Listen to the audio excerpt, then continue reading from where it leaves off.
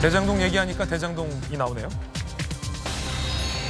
유동규 전 본부장이 계양을에 출마 선언을 했습니다.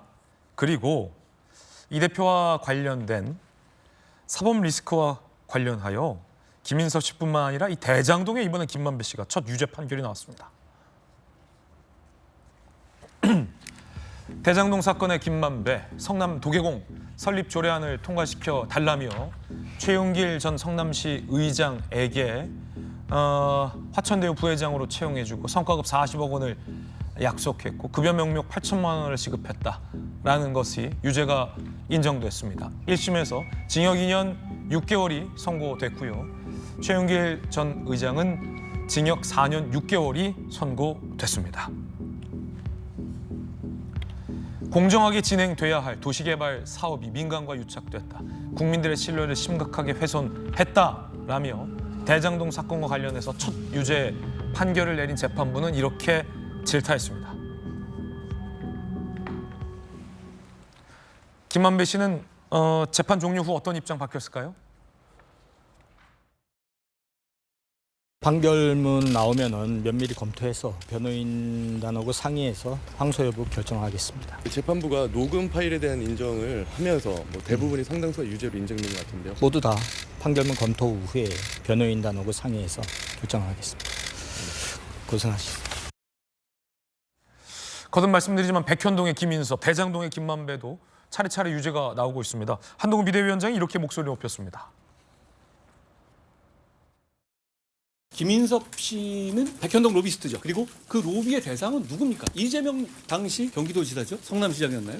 하도 많아서 헷갈리네요. 그 로비의 상대는 이재명이었죠. 그 로비는 성공한 로비였습니까? 실패한 로비였습니까? 성공한 로비였죠. 그렇죠? 재판부도 판결에서 김인섭 로비스트가 이재명 대표와의 특별한 관계라는 점을 인정했어요. 그러면 정상적인 어떤 판단하는 법조인이라면 누구나 이재명 대표가 김인섭 로비스트보다 더 중한 형을 선고받을 가능성이 높아졌구나라고 판단할 겁니다.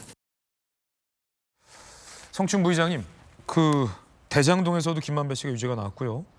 공정해야 할 도시 사업이 민간과 유착을 했다는 게 인정이 됐어요. 김인섭 씨도 유죄가 나왔고 그 재판부는 이재명 대표와의 특수관계를 질타했습니다. 한동훈 비대위원장 목소리 높이고 있는데요. 어떻게 보십니까?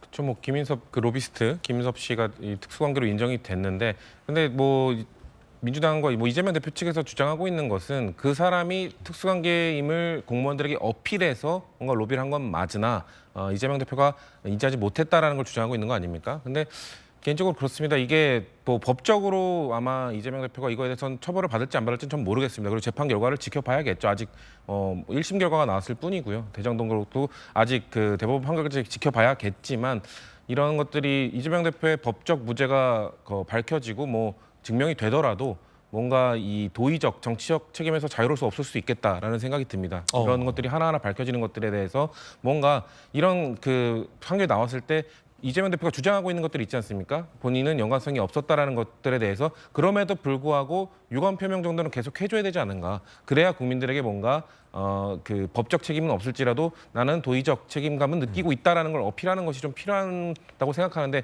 그런 부분에 있어서 너무 이 재판 결과와 상관없이 뭔가 좀 너무 침묵하고 있다. 이런 것들은 국민들이 보시기에 오히려 의혹을 키울 수 있으니 좀 저는 적극적으로 대응하는 게 필요하다고 생각합니다. 그런가 하면 유동규 씨가 계양을 이재명 대표 지역에 출마 선언을 하고 본격화했습니다. 들어보시죠.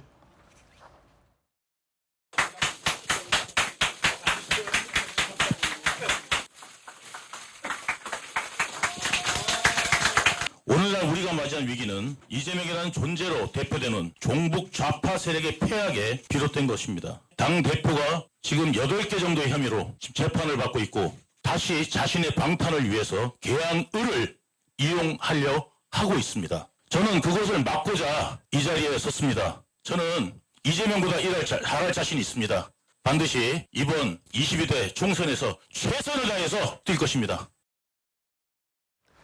자, 그러자 이 지역에서 국민의힘 후보로 뛰고 있는 원희룡 후보 그리고 윤영선 후보 이야기 준비되어 있는데요. 들어보시죠.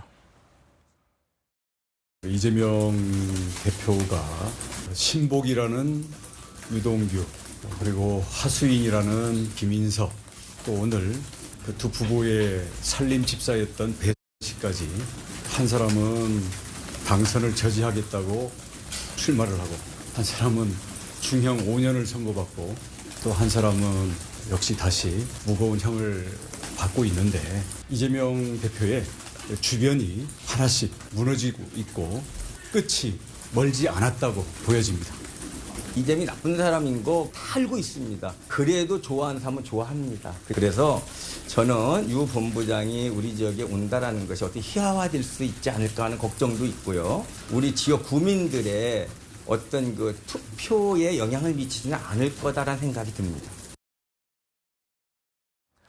유동규의 출마, 김유정 의원님 어떻게 보십니까?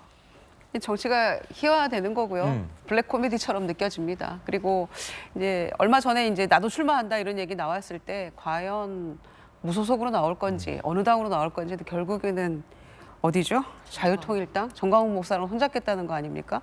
국민의힘이 그렇게 이 분리하려고 했던 정광훈 목사와 손을 잡는 유동규 씨. 과연 이제 누구 표를 더 가져갈 것인가에 주목할 수밖에 없는데 뭐 자유통일당 자체가 그렇게 뭐 파괴력 있는 지지를 받을 것 같지는 않지만 예. 민주당 지지자들 표를 가져갈지는 않을 거예요. 적어도. 그러니까 국민의힘 표가 어느 정도일지는 몰라도 분산이 될 텐데 그렇다면 원희룡 전 장관이 유동규 씨와 단일화를 선언을 해야 되는 것인지 그런 부분도 관전 포인트가 되겠네요.